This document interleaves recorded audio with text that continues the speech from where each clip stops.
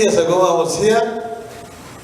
I was hosted by the governor of Massachusetts for a dinner in honor of Kenyan athletes who are going to compete in the Boston Marathon. They were actually honoring all Kenyans who had won Boston Marathon at one time or the other at that time. They had won it 19 times.